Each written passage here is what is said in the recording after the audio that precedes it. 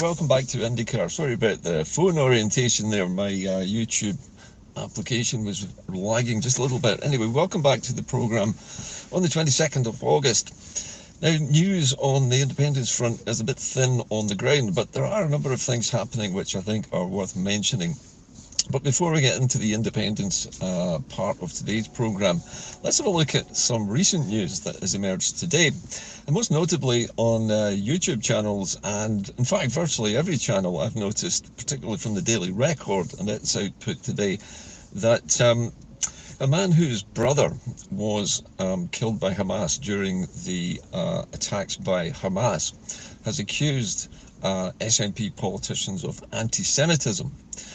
Now, this strikes me as a little strange, particularly given the fact that just the last few days, Angus Robertson has been accused of, I don't think you'd call it pro-Semitism, but certainly pro-Israeli sentiment or pro-Zionism. So which is it? Why is it that some members of the SNP are attracting the moniker of anti-Semitism and some are attracting the moniker of being pro-Israel in some way? Well, I think this is a problem with the media, actually, more than anything else. And when somebody, even someone who has a relative who's been a victim of terrorism in Israel comes forward and makes an accusation of anti-Semitism against a politician here in Scotland, then it's a sign that some in the SNP have been complaining about the policy of the SNP towards what is going on in Gaza at the moment. It's very easy to label anyone who criticises Israel's military overreaction to the Hamas attacks as being anti-Semitic. Now, I've always stated right from the outset that Israel has a right to defend itself, particularly against terrorist attacks from outside, especially one which was as unprovoked and as brutal as the one which Hamas carried out, including their abduction of over 250 civilians as hostages.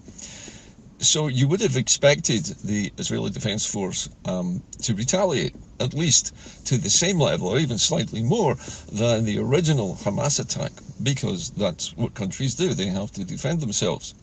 However, what we've been watching happening over the last months has been basically the destruction of Gaza from one end to the other. There's very few parts of Gaza or buildings in that area which have not either been bombed or destroyed, including hospitals, schools, community centres, and all kinds of other buildings which you would have expected to have been left alone under the rules of war.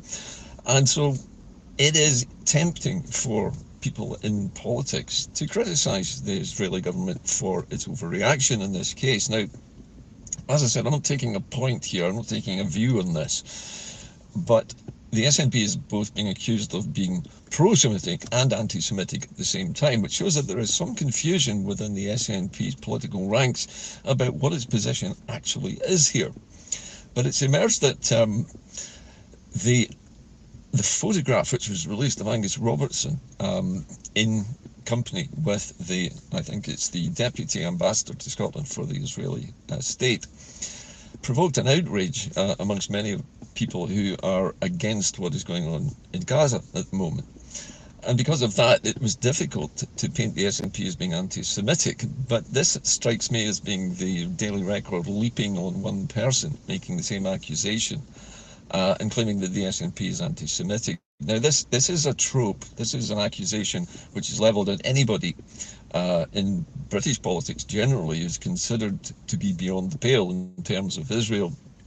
And so it's used commonly to try to demolish or undermine the credibility of politicians by labelling them as anti-Semitic. Anti-Semitism is not the same thing as being against what the Israeli Defense Force is continuing to do in Gaza, despite the fact that the International Court of Justice is already examining the issue of Israel committing so-called war crimes and being guilty of genocide. Now, these are accusations at the moment which have been levelled and are being discussed and ruled on by the international courts as we speak.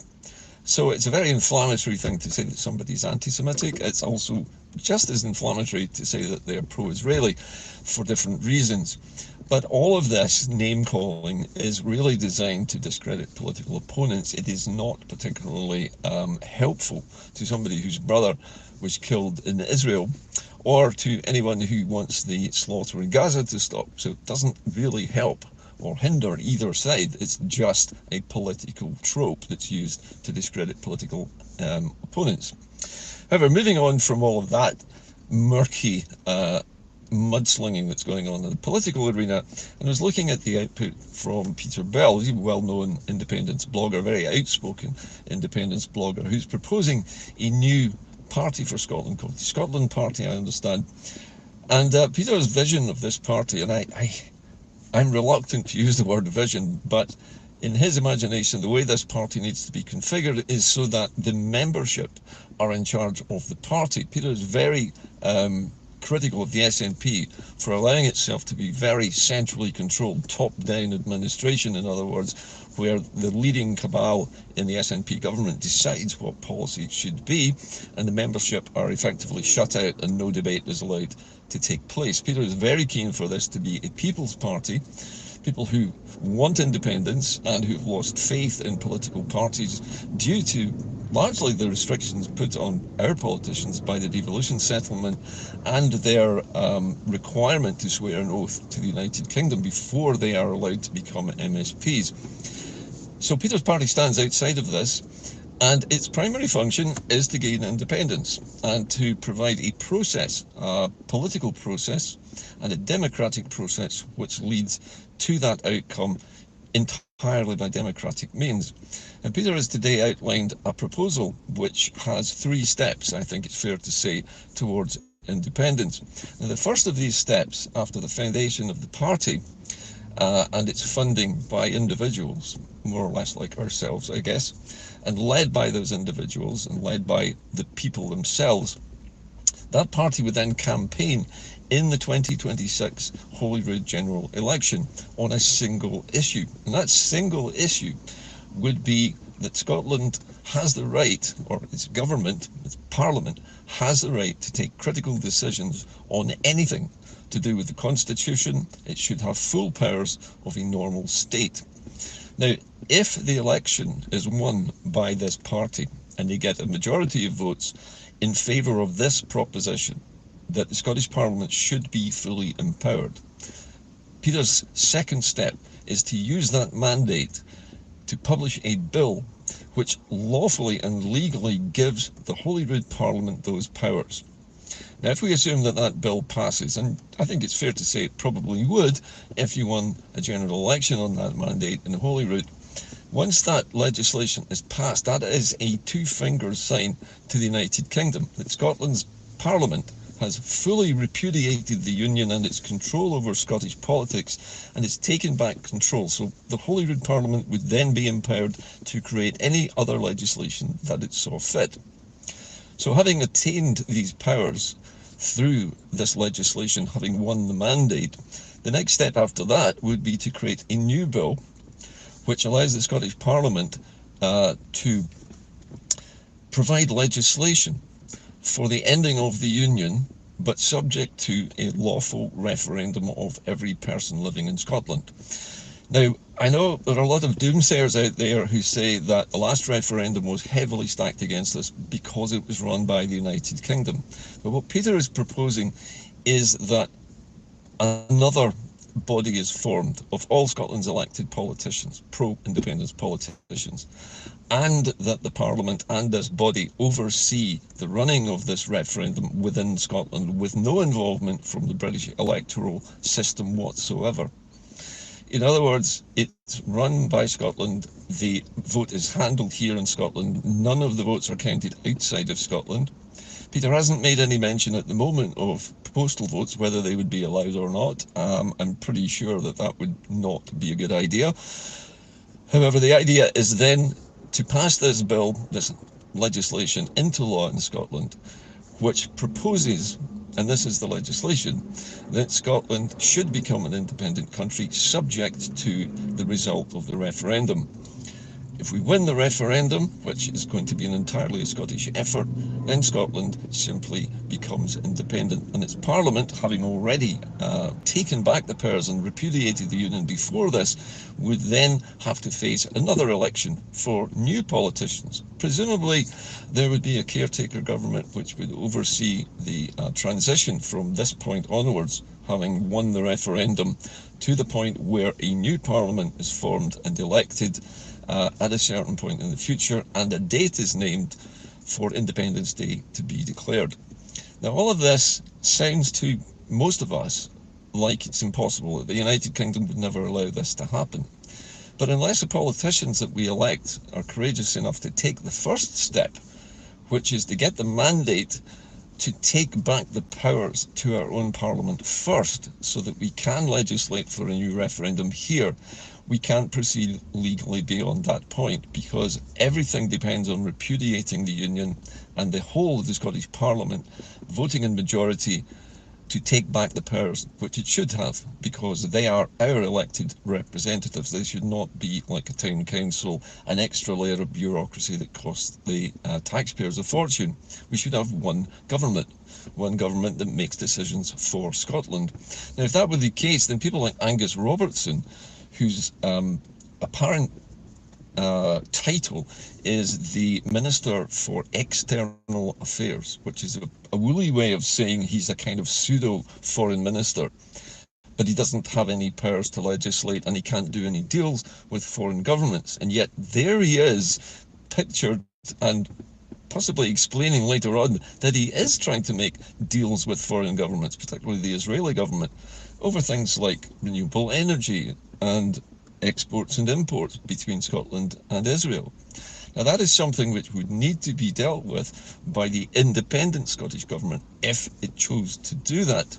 But right at the moment, Robertson's not acting on the interests of the people who vote for the SNP in Holyrood. He's acting because he's part of the United Kingdom government setup, and he is effectively employed by the United Kingdom as an MP. And as an MP, he's a member of the British Parliament. He's sworn an oath to the King, and his allegiance is basically to the Union flag. So Angus Robertson would not be able to do this. And he can't do it now. And he actually shouldn't even have this job, because it really doesn't exist in the first place.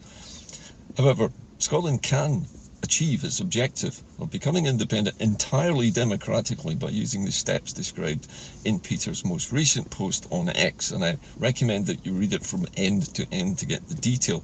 I may, in the process of condensing this down into something a little bit more manageable, like the 3 steps, have glossed over some of the details here, but read Peter's proposal in detail and see what you think, because the Scotland Party, when it forms, will be run by the people, the independence movement itself. It will not be run by a cabal of leaders, in inverted commas, like John Swinney or like Nicola Sturgeon, or their immediate little gang who basically are at the top of the tree.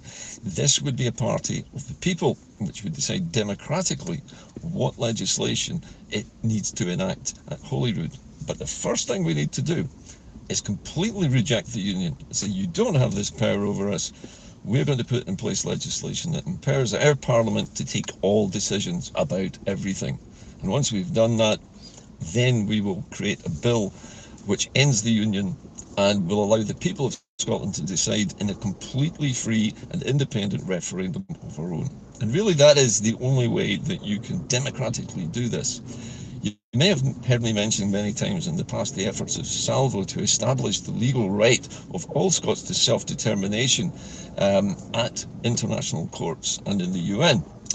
And Peter's proposal does, to a large extent, rely on Scotland being recognised as having the right to self-determination, and that features very strongly in the campaign that Peter is proposing, that the Parliament of Scotland be empowered so that that right of self-determination of all Scots is written into Scots law, becomes legislation in the Parliament, and that enables a referendum on independence to take place after the bill, which would be proposed in Holyrood but not passed yet, to end the Union, is already in existence. So there are steps to be taken here. Peter has thought very carefully about the legal steps necessary in the democratic process that we need to go through to do this. But it does, to some extent, depend on Salvo's success in the international sphere in gaining acceptance for Scotland's right to self-determination, which is being denied by the United Kingdom, which, despite describing Scotland as a voluntary member of a union, is in fact a colonial power which has basically seized Scotland's assets and is exploiting them for its own benefit. So a lot is going on, but let's put it simply, there are three major democratic steps to take, and they begin in 2026, when we hope the Scotland Party stands candidates against the existing, shall we say, UK devolutionist parties in Scotland. I include the SNP in that because it has to be a devolutionist party in order to stand candidates in this election in Holyrood, which is essentially at the moment still a British-controlled parliament. But if we get enough members of our own and we get a majority in favour of those at Holyrood, then the people have spoken and they've said we reject the union and we want our parliament fully to endorse the principles of self-determination and to provide us with a lawful referendum so that we can decide the matter properly. Anyway, that's about it for me today. I'm sorry it's a rather convoluted show. As I say, read Peter Bell's latest blog on X and all will be revealed. In the meantime, don't listen to all this nonsense about anti-Semitism or pro-Israeli sentiment. We know this is going to go on for ages. This is part of the UK media's attempts to smear the SNP by seizing on anything that accuses them of anti-Semitism. They did this to the Labour Party. They crucified Jeremy Corbyn when he was leader of the Labour Party using exactly this technique. So I would expect more of this, actually, rather than less. Anyway, in the meantime, keep the faith. But remember, there is a way of doing this, and I recommend that you read Peter Bell's latest blog on X. See you soon. Bye for now.